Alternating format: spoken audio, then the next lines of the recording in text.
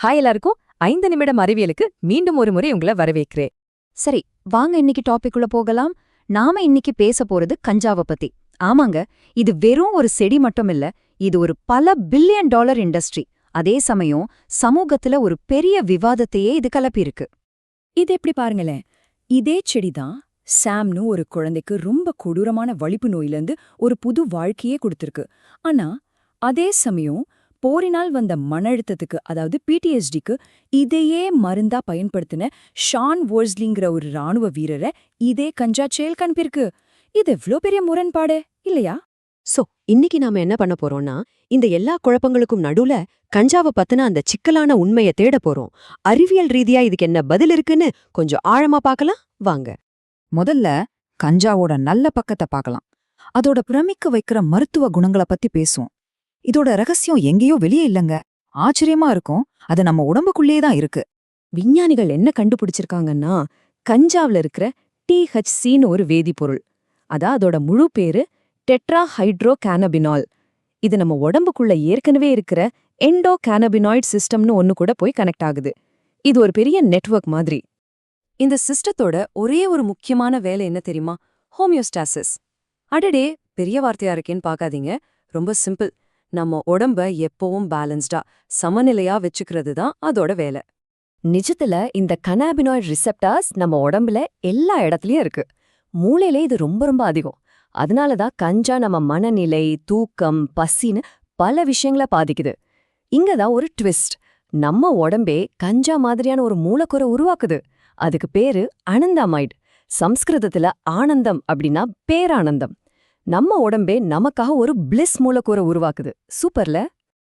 இதனால தான் FDAவே அங்கீகரிச்ச எபிடியோலெக்ஸ் மாதிரியான மருந்துகள் வலிப்பு நோய் இருக்கிற குழந்தைங்களுக்கு உதவுது. அதே மாதிரி கீமோதெரப்பில வர வலி, குமட்டலுக்கு இது ஒரு பெரிய நிவாரணமா இருக்கு. PTSD மாதிரி பிரச்சனைகளுக்கு கஷ்டப்படுறவங்களுக்கு கூட இது உதவி இருக்கு. அதாவது நாள்பட்ட வலிக்கு ஓபியோய்டுகளை விட இது பாதுகாப்பானடா கூட கருதப்படுது. ஆனா நில்லுங்க, இது நாணயத்தோட ஒரு பக்கம் மட்டும்தான். அடுத்த பக்கம் ரொம்பவே சீரியஸானது.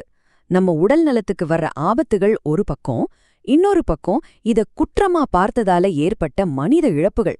அப்பா, அது ஒரு தனி சோக கதை. பல 10 ஆண்டுகளா என்ன நடந்திருக்குன்னா, கஞ்சாவ மருந்தா பார்க்கவே இல்ல.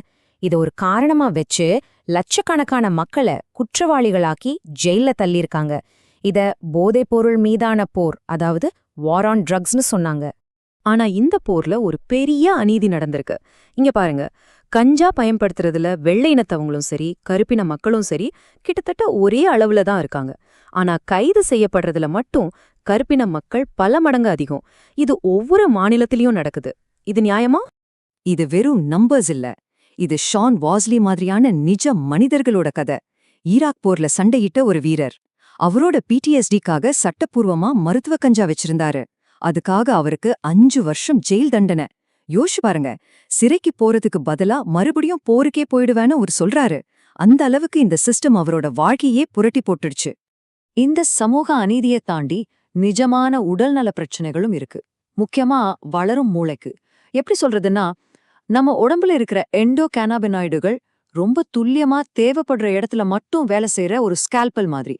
ஆனா வெளியிருந்து வர்ற THC ஒரு பெரிய சுத்தியல் மாதிரி. அது கண்ணா பின்னான்னு எல்லா ரிசெப்டார்ஸையும் தாக்கும்.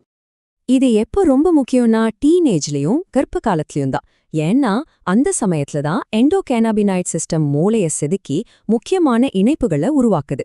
இந்த நேரத்துல THC உள்ள போனா அது மூளை வளர்ச்சியை பாதிக்கலாம்.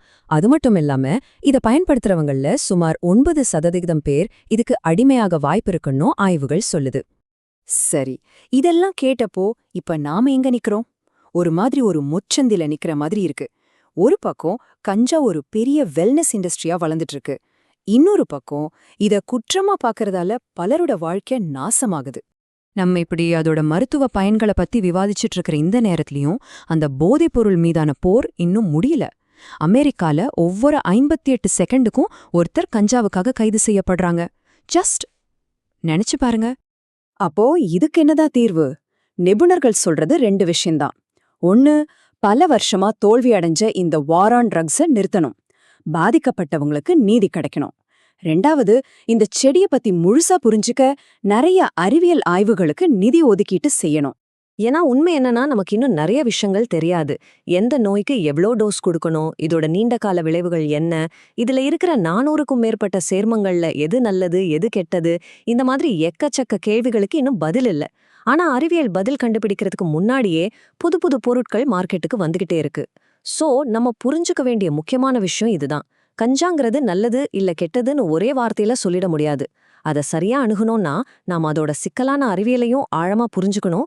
அதே சமயம் அதோட பேரை சொல்லி நடந்த அநியாயமான வரலாற்றையும் சரி செய்யணும். ரெண்டையும் ஒரே நேரத்துல செஞ்சாதான் சரி. இந்த விளக்கம் உங்களுக்கு பிடிச்சிருந்தா ஒரு லைக் போடுங்க, உங்க ஃப்ரெண்ட்ஸ் கூட ஷேர் பண்ணுங்க, மறக்காம சப்ஸ்கிரைப் பண்ணுங்க. இத பத்தி நீங்க என்ன நினைக்கிறீங்கன்னு கீழே கமெண்ட்ல சொல்லுங்க. நாளைக்கு இதே நேரம் இன்னொரு தலைப்போட சந்திக்கலாம்.